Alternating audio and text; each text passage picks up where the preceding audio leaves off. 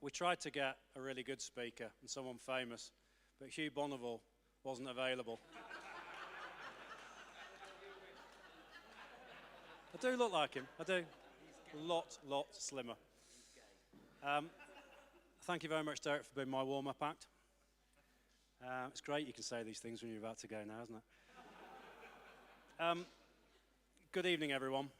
As a relative new boy, I feel very humble and extremely honoured to be asked to say a few words in front of such a distinguished audience on this special evening. And may I echo Derek's words of welcome to everybody tonight. It's great to see you all, including many of Informa's current and previous directors, including the two Tonys, Cropper and Foy, and Jim Wilkinson. I have followed in the footsteps of these three fine, upstanding gents.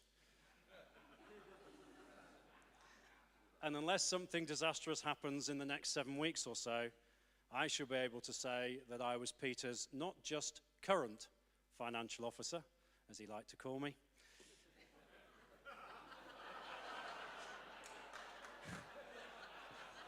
They're not quick, are they? Bloody hell. But also his last. At Informa, anyway. So here we are at Lord's. What a fantastic setting. I've been lucky enough to dine in the long room before, but I've never been able to make a speech. But just imagine if you were able to play here. Well, not a lot of people know that earlier this year, and you've got to bear with me, Americans, I did change in the dressing rooms upstairs. I did walk down these stairs, out onto the hallowed turf, swinging my arms gladiatorily as I strode to the wicket, hearing my name announced as my name went up on the scoreboard at the far end of the ground. And as I took guard, I could see no less a fast bowler than Courtney Walsh, taker of no fewer than 519 test wickets, bearing down upon me. I tickled him down to fine leg for a quick single and was run out going for a second as I pulled my hamstring.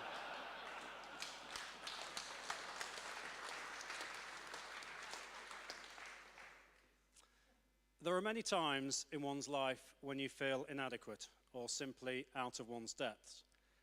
Standing before you now, trying to sum up what Peter means to all of us and encapsulate what has been an extraordinary business career in just 10 minutes is certainly one.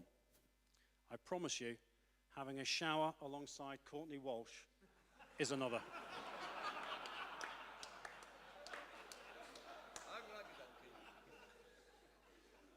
So, back to Peter. What to say? Especially as many of you will have heard the best of my stories before. As I was sat panicking yesterday, I was fortunate to discover that the Sunday Times is running a Life in the Day of Peter Rigby this weekend. You know, it's the column that's in the back of the magazine. So, to save me trying to think up something funny, and to save you all £2.50, I've stolen the transcript. So let's hear about Peter from Peter himself. Now then. I like to get up early in order to plan the day ahead. I am fortunate that I wake most mornings to total quiet and calm. Occasionally, I can hear the sweet sound of the morning chorus, but that depends on whether I've deployed the birdsong button in my A380 Singapore Airlines suite.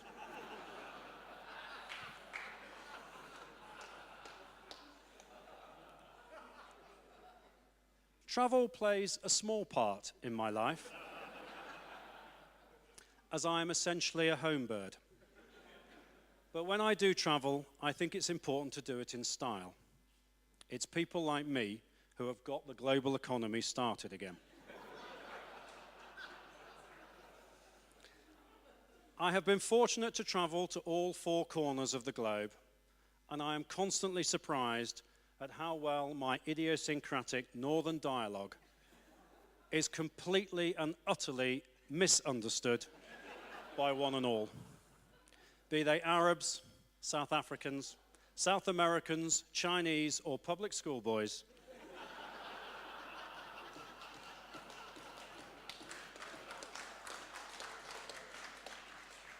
They have no idea what I'm saying. It's the flat vowels, I guess. I chat to Lou, my personal assistant, without fail at 7:30 a.m., wherever I am in the world. She and Don particularly enjoy it when I'm in the Middle East, as it's 3:30 in the morning here. Well, it's good to keep her on her toes. Actually, these days, I'm increasingly self-sufficient. Now I have mastered one-fingered iPad typing. After my inbox review, I like to start the day with some exercise. Pilates and yoga seem to be in fashion, but I prefer a good session in the gym. There's nothing better than a great pool of sweat accumulating at my feet as I pound away on the treadmill, shouting at the latest nonsense on CNN. I go to my local place in Vegas, near my home in Switzerland. My membership ran out 3 years ago. But getting something for now from those Swiss always puts a smile on my face.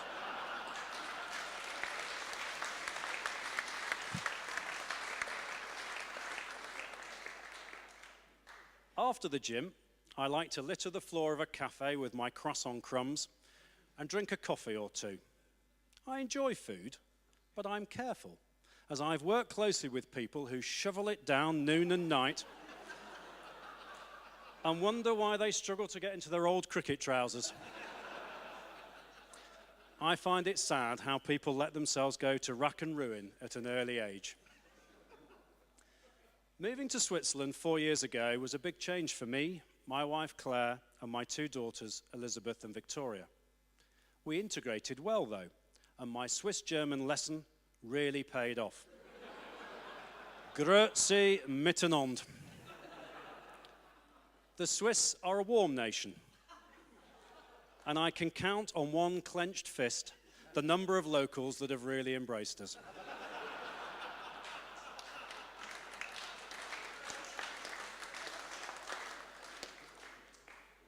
Sport remains an important part of my life.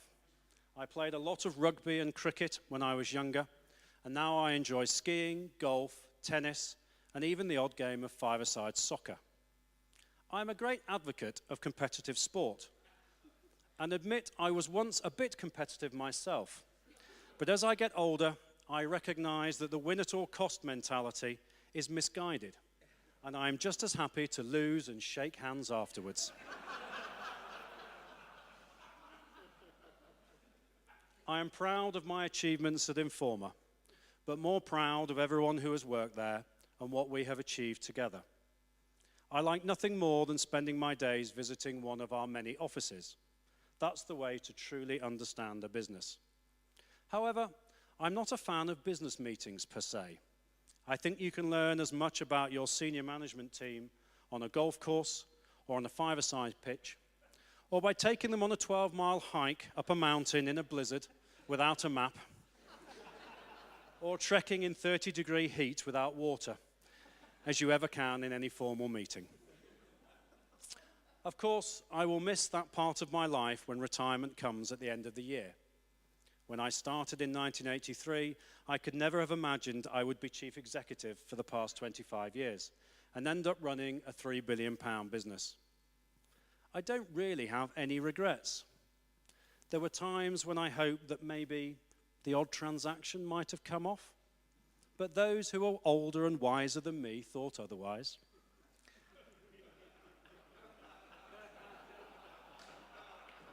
I don't mind though, as I would only have squandered the vast wealth I would have accrued on watches, shoes, and massage chairs. I tend to avoid lunch. I think the business lunch is the preserve of those pompous fools in the city with their old school ties. Not my scene at all. But I do like nicknames. And over the years, I've come up with a few myself. Numbskulls or chirpy, chins or fingers, sandwiches or shiny. Everybody has one, even if they don't know it. Importantly, I've tried to keep them clean and inoffensive. There is no place in life for rudeness, and I'm not a great advocate of swearing.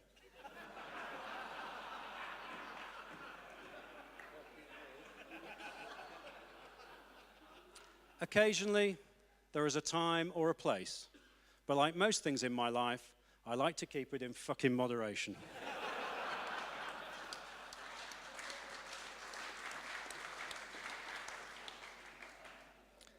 I have been a teetotaler for almost 13 years. There were some good stories about me from my drinking days, but fortunately, I was so drunk that I cannot remember them. When I'm at home, I like to cook, and Claire and the girls particularly look forward to my many salmon dishes. I often help out with some homework and ensure the house is neat and tidy. And I'm looking forward to being back in the UK so I can challenge Dolly, our new dog, to a few 12-milers. I enjoy listening to music and have been a reluctant karaoke participant once or twice. I like some of the older stuff, and occasionally I get dragged by Claire to see Rod or Sir Cliff. Personally, though, I like nothing better than digging it with the younger crew at Two Door Cinema Club or Daft Punk. I have given a lot of thought to life post-Informa. Non-executive roles intrigue me, and I've had the opportunity to work alongside some of the very best. But although I enjoy corporate governance, I'm not sure I'm entirely suited to the role. Maybe I will follow my old mate Fergie and write a book. Perhaps Lou can type it up for me.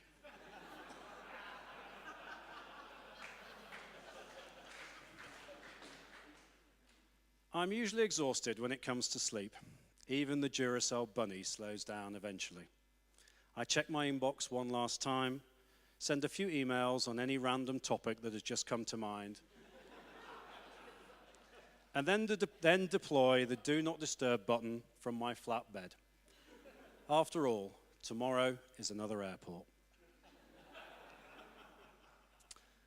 Well, folks, there's not much that I can add to that. Peter, on behalf of everyone here tonight, everyone at Informa, past and present, all your friends and colleagues, thanks. Thanks for being you. Thanks for not changing as the world changed around you.